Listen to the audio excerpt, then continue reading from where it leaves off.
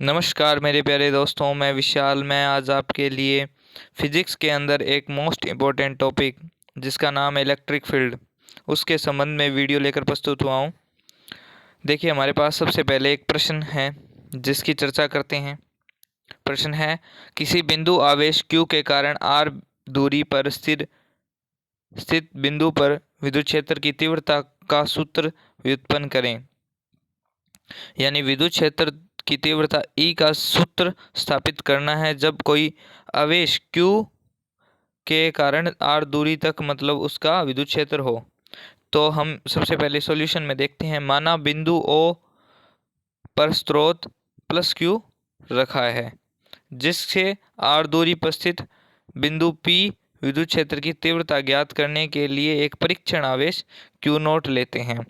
तो Q स्रोत आवेश हो गया, उससे R दूरी पर परीक्षण आवेश रख दिया। अब दोनों आवेश पॉजिटिव हैं, तो इसकी विद्युत क्षेत्र की तीव्रता बाहर की ओर होगी, क्योंकि पॉजिटिव और पॉजिटिव में क्या रहता है रिपल्शन रहता है, तो प्रतिकर्षण बल रहता है। तो इसका प्रतिकर्षण बल जो है वो F है। Q नोट पर लगने वाला कूलाम बल, मैंने कूलाम का नियम करवा दिया, जिसके अंदर सूत्र था F बराबर K Q1 Q2 बटा आर स्क्वेयर। हमारे पास Q1 और Q2 दो आवेश हैं, लेकिन यहाँ पर आवेश है Q और Q नोट। तो मैंने लिखा है बराबर K Q नोट Q, और R इनके बीच का डिस्टेंस है, तो बटा आर स्क्वेयर। विद्युत क्षेत्र की तीव्रता की डेफिनेशन से, विद्युत क्षेत्र की तीव्रता की परिभाषा से हम लिख सकते हैं E बराबर F बटा Q नोट। इकाई आवेश पर लगने वाला बल ही विद्युत क्षेत्र की तीव्रता कहलाता है। ये मैं बता चुका हूँ आपको। ई बराबर एफ बटा क्यू नोट। एफ का मान इसमें पुट करेंगे, ये सूत्र है ना, ई बराबर एफ बटा क्यू नोट। वो एफ का तो मान निकाल लिया कूलाम बल का। कूलाम बल का मान इसमें पुट किया, ई बराबर 1/क्यू नोट इंटू के क्यू नोट क्यू बटा आर स्क्वेयर। यहाँ क्यू नोट से क्यू नोट कैंसिल होता है, अंतः ई बराबर के क्यू बटा आर स्क्वेयर। ये आपका विद्युत क्षेत्र की तीव्रता का सूत्र है, ई बराबर के क्यू बटा आर स्क्वेयर। सदिश रूप में इसे ऐसे लिख सकते हैं जैसे दिया लिखा गया हम हमारे द्वारा। ई सदिश बराबर के क्यू बटा R square plus minus R cap, जो आर के एक यूनिट वेक्टर है, इकाई सदिश है, जो विद्युत क्षेत्र की तीव्रता की दिशा को रिप्रेजेंट करता है या दर्शाता है, बताता है। ई व आर के मध्य का ग्राफ, ये देखिए वक्रीय ग्राफ प्राप्त हुआ है, ई व आर के मध्य का ग्राफ। क्योंकि ई जो है डायरेक्टली प्रोपोर्शनल टू क्या है, 1/r स्क्वेयर, उसके दूरी के वर्ग के व्युत्क्रमानुपाती है ना, तो ऐसा ग्राफ प्राप्त हुआ है। आवेशों के समूह निकाय के कारण किसी बिंदु पर विद्युत क्षेत्र की तीव्रता इंटेंसिटी, दो या दो से अधिक आवेशों के कारण किसी बिंदु पर विद्युत क्षेत्र की परिणाम तीव्रता का मान अलग अलग आवेशों के कारण उत्पन्न तीव्रताओं के सदिशों के बराबर होता है। बिंदु P पर विद्युत क्षेत्र की तीव्रता, मैंने यहाँ पर जो है Q1 Q2 Qn तक आवेश लिए हैं, बिंदु P लिया है। अब बिंदु P से सभी क्रमशः R1 R2 R3 Rn दूरी तक है, जिनके कारण जो है उत्पन्न विद्युत क्षेत्र की तीव्रता E1 E2 En है। अंतः परिणामी विद्युत क्षेत्रता EP बराबर P पर लगने वाली बराबर E1 सदिश प्लस E2 सदिश प्लस प्लस प्लस मतलब En सदिश तक। अब मैं सूत्र पुट करूंगा के क्यू बटा आर स्क्वेयर वाला। सूत्र पुट करने के पश्चात अब देखिए EP सदिश बराबर, इसमें से के कॉमन आ जाएगा, और बाकी जो बचा उसके लिए मैंने सिग्मा लगा दिया। EP सदिश बराबर K sigma I is equal to 1 to n A I बटा R I square bracket plus minus R cap I bracket of. और ये सूत्र बन गया अपना P सदिश पर लगने वाला जो टोटल विद्युत क्षेत्र की तीव्रता है वो ज्ञात हो गई। अब हम देखते हैं विद्युत क्षेत्र रेखा, इलेक्ट्रोफील्ड लाइंस। इलेक्ट्रोफील्ड लाइंस किसी आवेशित वस्तु के चारों ओर के क्षेत्र को रेखाओं से प्रदर्शित करते हैं, जिन्हें विद्युत क्षेत्र रेखाएं कहते हैं। यह संकल्पना माइकल फेराडे ने दी थी। परिभाषा, विद्युत क्षेत्र में रखा इकाई धनावेश जिस पथ पर स्वतंत्रता पूर्वक गति करता है वह काल्पनिक पथ ही विद्युत क्षेत्र रेखाएं कहलाती है।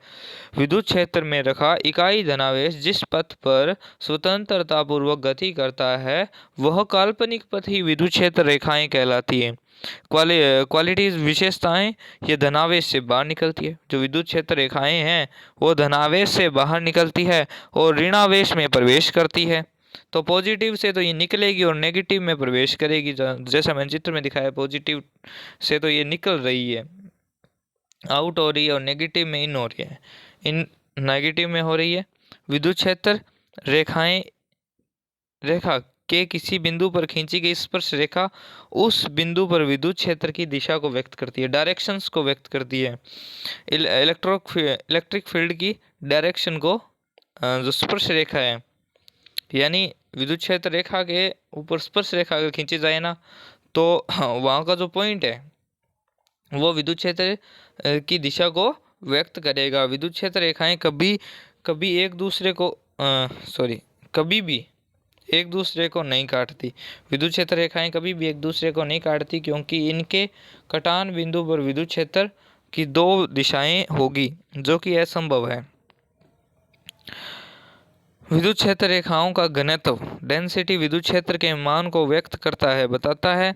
विद्युत क्षेत्र रेखाओं के लंबवत रखे किसी पृष्ठ के इकाई क्षेत्रफल से गुजरने वाली रेखाओं की संख्या उस बिंदु पर विद्युत क्षेत्र की तीव्रता के बराबर होती है। विद्युत क्षेत्र रेखाएं बल रेखाएं किसी आवेशित चालक की सतह के सदैव लंबवत निकलती है। किसी आवेशित चालक की सतह के सदैव कैसी निकलती है? लंबवत निकलती है। विद्युत बल रेखाएं, जैसे यहाँ चालक है और उसके हमेशा लंबवत निकलती है। कौन? तो विद्युत क्षेत्र रेखाएं। विद्युत बल रेखाएं किसी समविभव पृष्ठ के लंबवत होती है, यानी समविभव समान रूप से उस पर मतलब जो भी आवेश हो वो वितरित है उस पृष्ठ के हमेशा लंबवत निकलती है। चूंकि एक आवेशित चालक एक समविभव पृष्ठ होता है।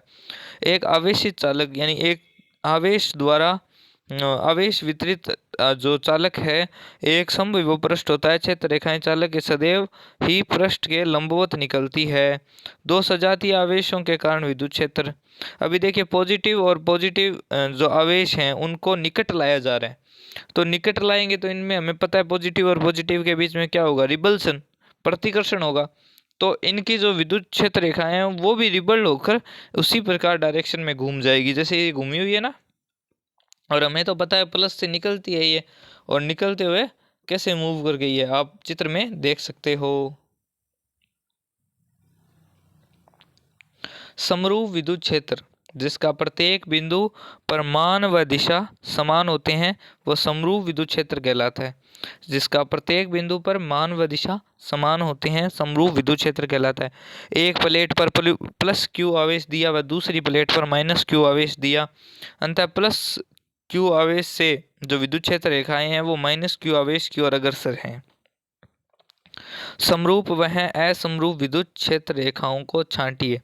अब हमें पता है कि भाई जिसका मान प्रत्येक बिंदु पर मान व दिशा समान रहेंगे वो क्या होगा? समरूप होगा।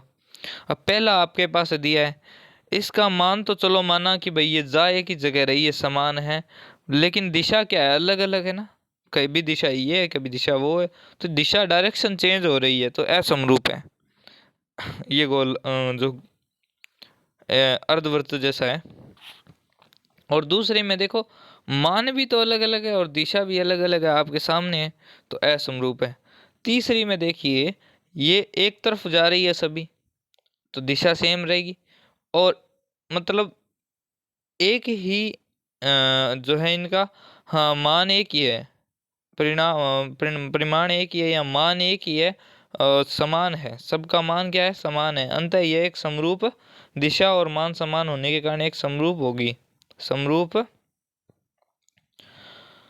विद्युत क्षेत्र होगा। इसमें समरूप विद्युत क्षेत्र होगा। हाँ, विद्युत द्विध्रुव इलेक्ट्रिक डाइपोल दो समान परिणाम के विजातीय आवेश अति निकट स्थित हो तो यह संरचना विद्युत द्विध्रुव कहलाती है। उदाहरण के लिए H2HCl NaCl को ले सकते हैं। प्लस क्यू और माइनस क्यू दो आवेश है, उनके मध्य की दूरी 2a है और उनका मध्य का बिंदु O है।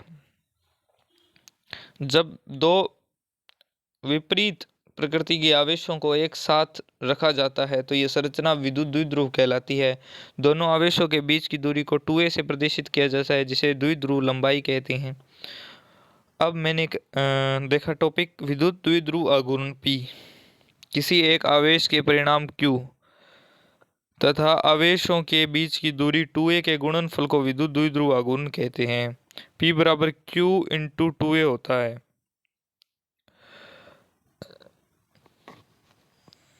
P बराबर Q इंटू 2a होता है। P का मात्रक cm, coulomb into metre, coulomb into metre होता है। विमीय सूत्र M0L1T1A1 होता है। P की दिशा, P की दिशा मतलब द्विध्रुव आघूर्ण की दिशा, -q आवेश से +q आवेश की ओर होती है। -q आवेश से +q आवेश की होती है।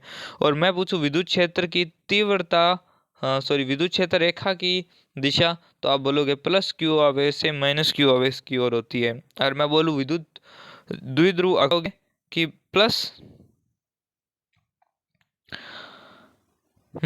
से +q की ओर होती है। अभी एक क्वेश्चन है, HCl अणु के द्विध्रुव आघूर्ण की गणना करो जबकि आयनों के बीच की दूरी का मान 1.28 एंगस्ट्रॉम है। तो हमें पता है Q बराबर कितना होता है, एक इलेक्ट्रॉन पर आवेश कितना होता है 1.6 इंटू 10⁻⁻19 कूलाम, 1.6 गुणा 10⁻⁻19 कूलाम होता है। तो H प्लस और Cl माइनस को अति निकट रखा तो इसमें डायपोल उत्पन्न हो गया, क्योंकि ये दो विजातीय आवेश है। इनके बीच का डिस्टेंस था 1.28, 1.28 एमस्ट्रॉन्ग था। तो मैंने इसको लिख दिया भाई, दूरी 2a बराबर 1.28 एमस्ट्रॉन्ग। मैंने एमस्ट्रॉन्ग को चेंज किया मीटर में, तो अंटा 10⁻10 से मैं मल्टीप्लाई करते ही मीटर में आया। 2a बराबर 1.28 इंटू 10⁻⁻10 मीटर। तो हमने सभी मानों को P में रखा। P का सूत्र क्या है, P बराबर क्या होता है Q इंटू 2a।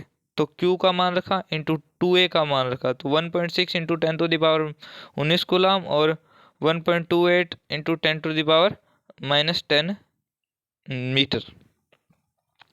तो मेरे पास वैल्यू आई P बराबर 2.048 इंटू 10⁻⁻29 कूलाम गुणा मीटर। अंततः HCl अणु के द्विध्रुव आघूर्ण की गणना होती है।